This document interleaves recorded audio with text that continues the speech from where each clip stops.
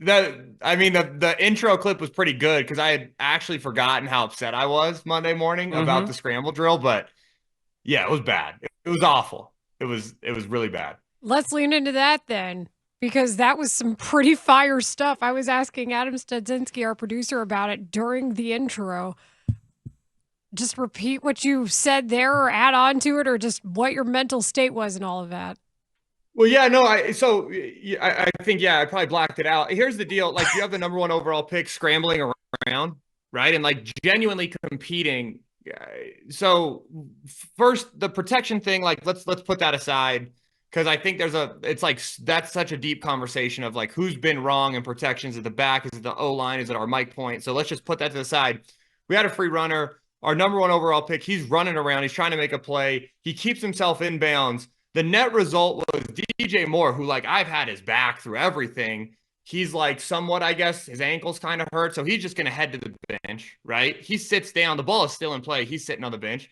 Cole Kmet, who granted has no targets. Well, I wonder why. He's just standing around. Everybody else, it's as if they've never worked scramble drill ever, which would be a different conversation of you coach things to happen or you allow them to happen, right? We can put that one aside With too. the exception of Roma Dunze, who makes that sideline adjustment twice, he made that sight adjustment stepping back into the field to play from the sideline. That is very true. Rome did a good job on most of them. The one that Caleb scrambled around and then Keenan Allen pushed off, though, was the worst clip of scramble drill. Like it's not a joke when I say absolute perfect clinic tape of like we'll be showing that to our receivers at Jenkins Elite and talking through exactly how to not do scramble drill. Like it is the perfect clinic tape of like $60 million out there standing around, right? It's like when you drive by those roads that we have constant construction on and one guy's holding a sign, six guys are watching one guy work. The one guy working was Caleb. Everybody else was standing around watching him do construction. It was awful. It was horrible. With all that being said, there were some positives in this tape, but that one was like so upsetting because it's just like it goes to show like a lack of competitive nature, which all these guys would be so offended at someone saying, like, what do you mean I don't care? I'm a gladiator. I put my body on the field. No, you're not. You're not a gladiator when you stand around doing nothing. You're a gladiator when you compete your tail off. The clips of you doing absolutely nothing, you don't then get to be offendable because and I don't know, maybe that's just like the way the culture is in that building of like no one's talking to him like this. Like if the receiver room didn't almost come to blows with how the coach was coaching to where he stepped on so many toes that the receivers got offended and were yelling back at him, it wasn't good enough. Like that should have been how that building was the last 2 days. And like, if I'm being honest, I have zero confidence that that's how that building was. I think that building's like, just listening to Eberflus talk, it's just like, I don't know. And I hate saying like soft because that's kind of like an overused term now. Like, oh, players are soft. We don't even hit double days or all this stuff. That's not it. It's like the lack of like radical transparency on what we need you to do if we're going to be a competitive franchise or a serious franchise, but instead we'll just keep letting these people that have bought our tickets just continue to suffer because we can't have competitive nature on every snap. Yeah, I don't know. It just fires me up. You do sound like a Bears fan right now. you just took the blowtorch to the thing. I think from a base level, the fact that you were saying an NFL team is how you're going to show your kids they are at Tim Jenkins Elite. So I know that they want to overachieve. But let's consider the difference in competition class here. That you want to show that as what not to do is a hell of an indictment. Yeah, it's just it's really. I wish it was like a joke. I wish it was I wish I was like being like, oh, I'm over exaggerating. It's just not like it was that bad.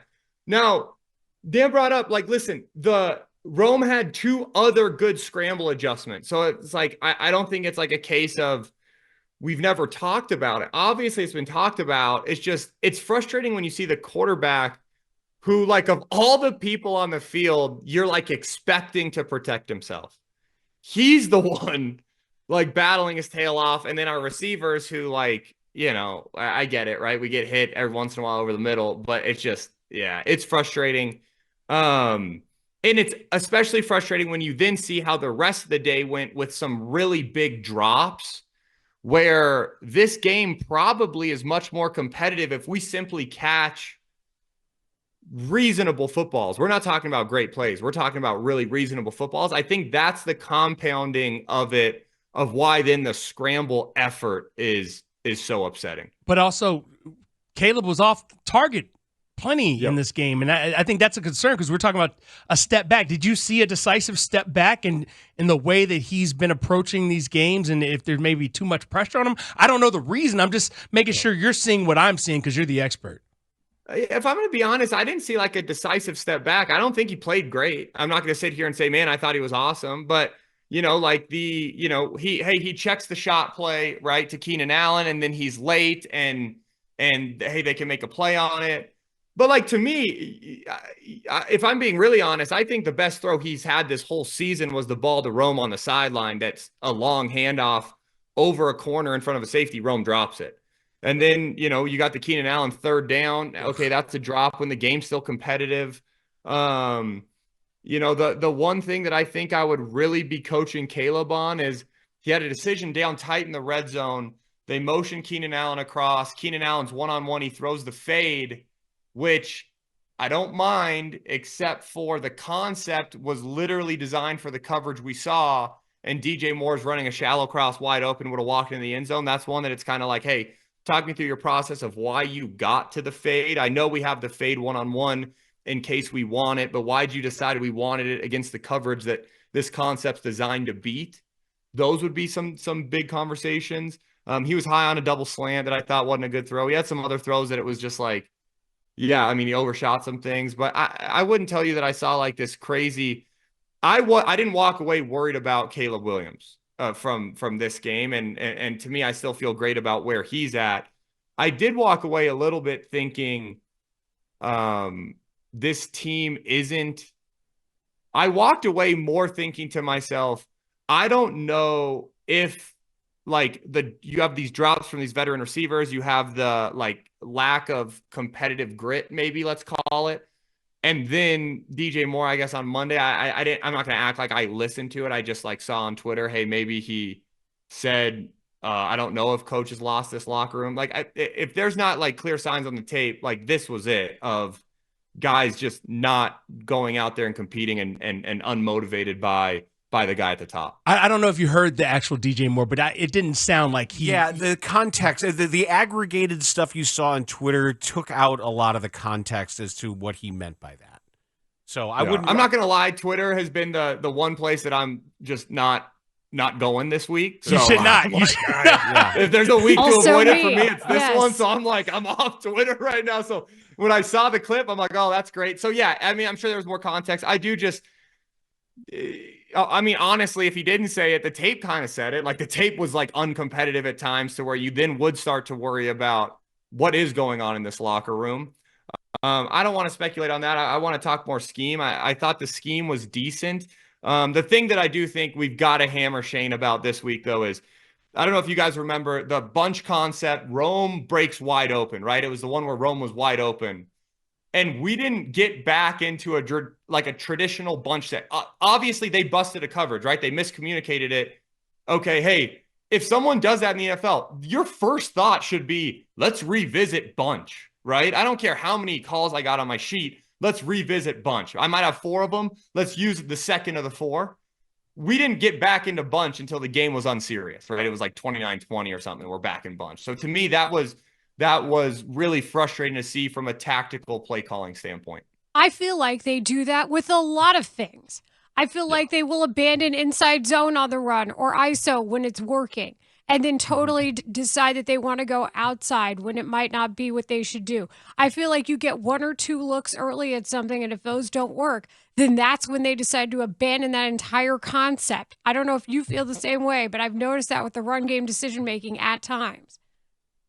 Yeah, I don't know if you can see me. I'm loving the question. I thought that was great. Yeah, I think you're dead on about the run game. And then it sparked another thought for me, which the opening script, I forgot about this. Like, that's how I think awful this game was. The opening script, I remember watching and I was like charting it. And I was like, oh, I'm going to put this on Twitter because I always find those opening scripts interesting. What are we testing? That opening script was so incoherent from a standpoint of what are we trying to achieve? Formationally, we didn't change it up that much. From a play calling, the best play we called was the first one. We called quick game. It was a nice little spot concept, get DJ Moore involved, get our feet moving forward. And then after that, it was just like, what are we doing? Caleb bailed him out with, hey, he scrambled around. And then that was the one that Dan talked about. Rome ducks back in. Boom, you hit him. And then they generated some big plays, but it wasn't because of scheme. And that to me is like the thing I want to highlight is Caleb Williams scrambling around and making something good on your opening drive is not good offense. Like, let's look at the good offenses around the league. The opening script, the quarterback doesn't move, right? It sucks. They're in our division. Go watch Detroit's first, opening drive all the time. Goff isn't moving. He hits his back foot, balls out, hits his back foot, balls out, hits his back foot, balls out. Well, why? Because guess what? We have analytics up the wazoo on, hey, when we get in a bunch, they're going to give us this 84% of the time. Let's attack it with a concept we know is going to beat it, right? To me, it's crazy because there's so many tools nowadays to the offense's advantage on that first script. Now, listen, after that, the defense, of course, is going to call different stuff. But that opening script, you're going to get a ton of base. They're trying to figure out what we're doing. You're going to get a high percentage call of what you've seen previously, what the analytics are telling you. And the Bears, I don't know. Maybe they don't use it. Maybe they're not big on math in that building. Tim, you got me thinking they're just going off vibes on the first. I don't know. I don't know. Dan, I'm sorry. But you guys know me too. I'm not the biggest nerd supporter in the world either, right? I barely got through Fort Lewis. So to me, it's I'm not going to sit here and act like I know the analytics, but I do know that I'd ask people, I'd say, hey, what are you guys, what's the analytics telling me on this? And then I'd make my own decision, which would probably be a terrible one, right? Which is why I'm commentating versus actually coaching. But I don't know. It's frustrating to watch what they're doing on the opening drives. And then it just bleeds into the rest of the game. It's not great. It's not great. And we complimented Shane. I've gone back and forth. Me and Shane are in an abusive relationship. It's not great. That abuse is one way, correct? I mean, maybe it's a lot of red flags, that happens. What happened? Breadcrumbing or something. What happened Not that I would know. to the boots and the waggles? Yeah, don't even get, that's another one where it's just, So one, it seemed like we got such a heavy dose of them early on in the games that we're doing decent too. We were scheming up DJ Moore is the slider, or hey, guess what? Cole Kmet. I didn't even know he was on the roster anymore. I don't know if you guys knew. Guy's still playing for the Bears. We used to get him the ball all the time on those, right? He'd block down and then get to the flat. There were so many different ways that we would attack it, and now it's it seems like anytime we run it, it's from the gun or we're from under and we're giving just the most base look of all time to where they can tee off on Caleb and he just ends up scrambling around. So yeah, I think that's also been either non-existent or horrible the last 2 weeks, depending on what Shane felt like doing. I want to ask this question again, back to what you said about that scramble drill and the effort. Usually we see effort on defense, and you can see guys trying to disengage from blocks. You can see guys playing and pursuing until the whistle, and it's harder to notice effort issues on offense. And one thing that I try to watch, and I used to do this when I was at the games covering games, is not just watch the body language out of a huddle, but when a receiver is not getting the ball, is that receiver running that route at full speed with a full cut and everything to make the defense respect it and to create the conflict that's necessary? And I'm not trying to foreshadow anything, but if you tell an average football observer where to watch on offense for effort issues, what else would be on that list? Yeah, well, when it comes to the receivers, you brought up the best one, which is we call them for love of the game routes, right? Hey, you're running for the love of the game. There's no shot you're getting the rock on this play. But we need you to do your job, right? For the love of the game. The scramble drill, when you see a quarterback scrambling around, there's a huge difference between a receiver kind of working to the sideline and working his tail off to the sideline to get open. Mm-hmm. Lineman, it's looking for work.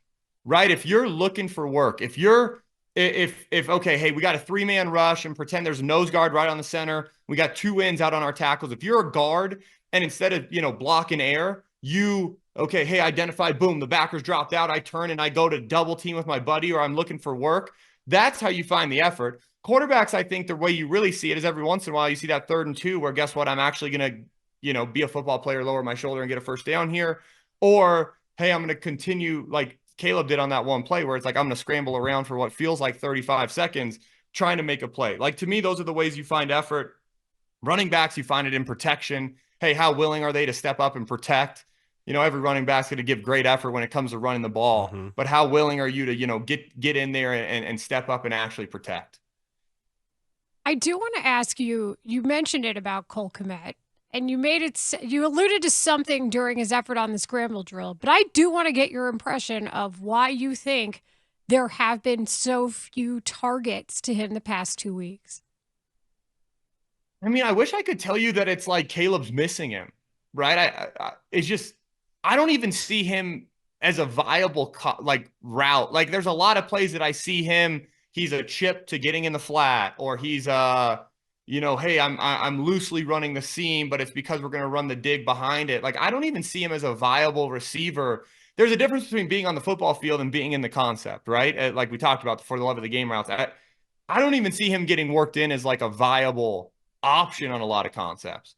So yeah, I mean, I wish I had more insight too. It does feel like the games that he's productive, our offense is productive. And I'm not saying that he's this like game-wrecking tight end who you have to get the ball to. I don't really believe that either, but I think it's foolish to not utilize him at, running a deep hank route and using DJ Moore as the shallow, hey, run with the shallow, we'll take the deep hank, sit on the deep hank, we'll get the shallow. Like, I think not utilizing some just very base concepts where the tight end's involved is foolish when you have a capable one. So yeah, I couldn't tell you like why I think they're doing it, because it doesn't make sense to me. What I could tell you though is like I don't even see him as a viable target on a lot of the way these concepts are drawn up for this Bears offense. Thank you for saying that, because I am also confused. So it's where he is like. You see a lot of the times he's just horizontal with the line of scrimmage, right? At least that's what I've been seeing.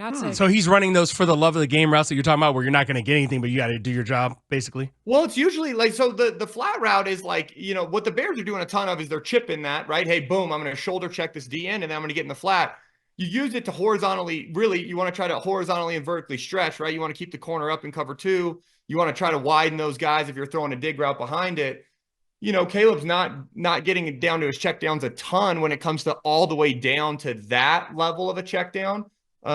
Caleb also is the kind of quarterback who's probably not going to consistently get there, because I think a really great aspect of his game is the creation, is being able to, okay, 1's not there, 2's not there, 3's not there, let me scramble around and try to create. Yeah, but versus take the having free to force... cheese. Take it. We were talking to Patrick Manley about this earlier in the show. Watching Patrick Mahomes, who is maybe one of the greatest quarterbacks we've ever seen, he isn't too proud. If somebody's going to give him an 8-yard gain, he takes the 8 yards. Keeps it moving forward.